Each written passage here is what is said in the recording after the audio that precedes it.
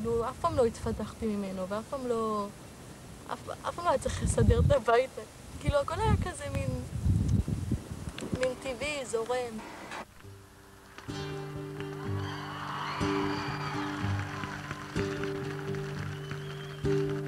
באנו לכאן מתחת השמיים, שניים כמו זוג עיניים. יש לנו זמן מתחת השמיים, בינתיים אנו עוד כאן.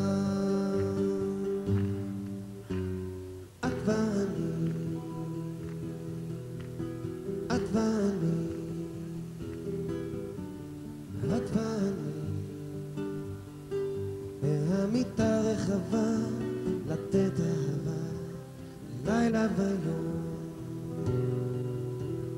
לילה ויום.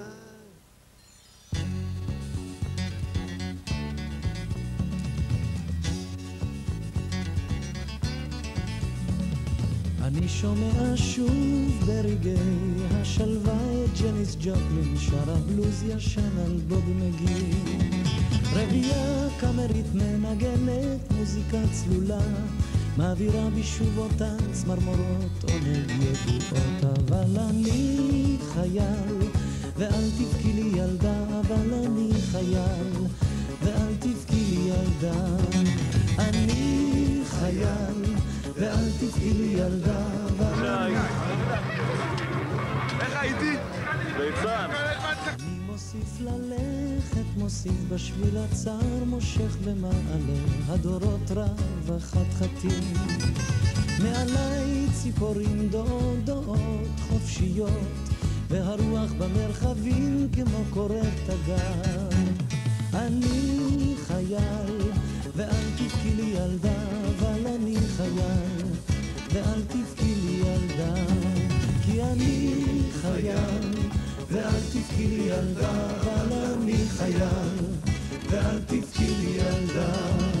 אהבתי רגעי זיכרונות וגעגועים טרופים על השולחן, סיפורים של צ'כוב כאבן שאין לה הופכין, כי אני הוא אדם המחופש לחיי.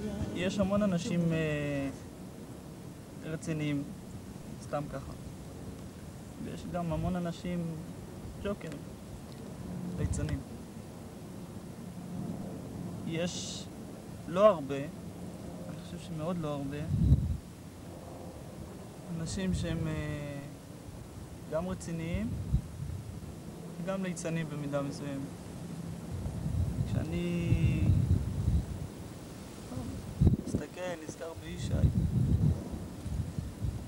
זה גם מה שדיברתי בהלוויה שלו, שאם אני מנסה להגדיר את הדבר בישי, זה היה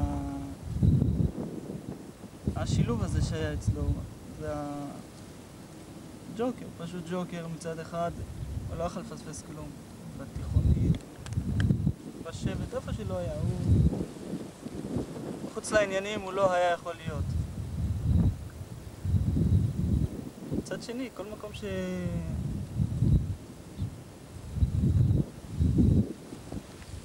היה צריך לעשות את העבודה, היה צריך פתאום לצאת מהציניות שמאפיינת הרבה פעמים גיל כזה, שזה גיל של התבגרות נגיד. דווקא במקומות כאלה פתאום היית מוצא את ישי המון פעמים נראה בניגוד לכל מה שאתה מכיר אותו. אני זוכר את הנסיעות שלו לשכונת התקווה, וזה לוותר על שבת בבית. להדריך שם בסניף, והגיוס לצבא וקצינים, לפעמים אתה עלול להסתכל מהצד ולא להבין, לחשוב שלא מדובר עליי באותו בן אדם, הדברים לא מסתדרים אחד עם השני. הדברים גם, שני התחומים השונים עזרו לו אחד בשני. זאת אומרת, זה שהוא הייתה לו האפשרות להיות קל דעת ולא לקחת כל דבר ברצינות, להתייחס לדברים כמו שהם, אני חושב שזה גם נתן לו את היכולת לעשות דברים שהם כבדי משקל, בצורה טובה ועם כל האחריות שבדבר. הוא השתתף איתי, והיה לנו הרבה נסיעות ושיחות, לדעת מה קורה בבית בין הילדים. הייתי שואל אותו על השיחות שלו עם מנחם, עם תמי. הוא היה מספר לי גם על הלבטים שלו. שאלתי אותו מה הוא רוצה שיהיה גדול, ודיברנו על נושא ילדים. הוא אמר לי שיש לו חלום לאמץ ילד שיהיה גדול, שהוא היה אצל ההורים, סבא וסבתא, וגם הוא חושב שהם יאמצו ילד שהוא יתעסק עם הנושא הזה. היו לי שיחות איתו לגבי פיקוד, והוא מאוד האמין בנושא שצריך להוביל ולא סתם להיות נגרר, ואם אתה הולך לתרום אתה תתרום. והיו כמה פעמים שדיברנו על הנושא, והוא היה מאוד שלם בדרך הזה שהוא כן רוצה לצאת לקורס קצינים, וליוויתי אותו גם בקורס קצינים, גם בקורס חבלה כשהוא היה, והאמת היא חששתי מאוד מהנושא חבלה בגלל המהירות שלו וכל הדברים שהוא היה רץ מכל הפיפסים וכל הדחיפות ידיים שלו. מאוד חששתי מהנושא חבלה, שזה לא תחום שהכי מתאים לו, אבל מצד שני הידע והחושים שלו, הוא מאוד אהב את החומר של החבלה. היה מאוד קשה אם אחד החיילים, נגיד, לא כל כך עמד במשימה, אז הוא היה תופס רצינות, גם עם דודי, אני חושבת שדיבר עם דודי הרבה ומנחמת על החיילים, נורא ברצינות. היה יושב, היה צוחק, פתאום היה ככה תופס שיחה עם מנחם על איזשהו חייל, התלבטות, ויושבים שעות, גם הוא וגם דודי, יחד עם דודי, והיו ככה מדסקסים וממש דנים כל חייל וחייל בעיות של תנאים וכל מיני... שהחבר'ה שלו התחילו ללכת לבנון, כדי את הפיקוד נפתח ביום אחד מילד לגילדו. אישה, אתה לא דיברת. למרות שלא חצבה שתדל זה. למרות שאני אלך לצבא, אני אשמור על מסורתי. והישי הזה, שכולם קוראים לו ישי, קם לו והלך. מסתבר שכך רצו שם. רק אנחנו נשארנו בלי האופטימיות, בלי החיוך, בלי תפיחת השכם, בלי השובבות, בלי ישי. המשפחה היקרה, אנחנו איתך. ענת היקרה, אנחנו איתך. אנחנו, החברים של ישי, איתכם. אין אלו מילים בעלמא. זו התחייבות. ישי, שלום.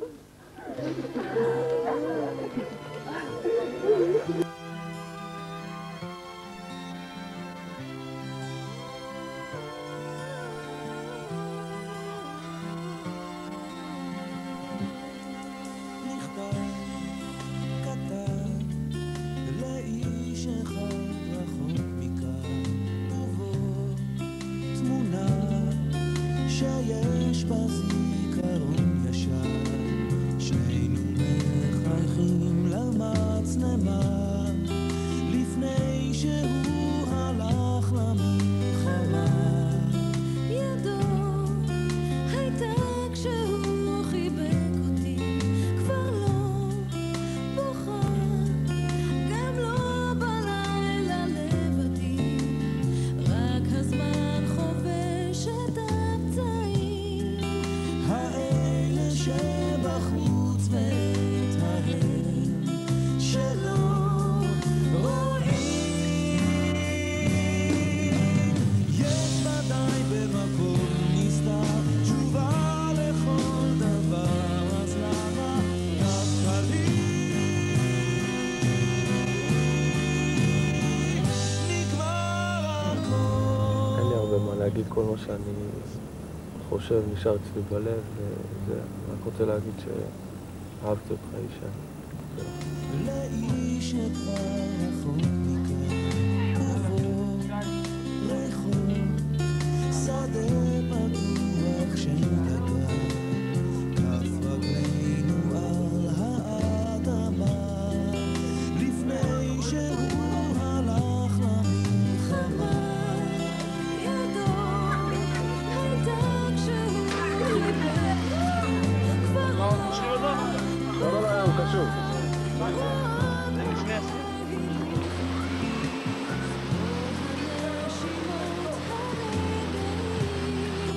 האלה שבחוץ ואת ההם שלא רואים, יש ודאי במקום נסתר תשובה לכל דבר, אז למה דווקא לי נגמר הכל לפני שהתחיל.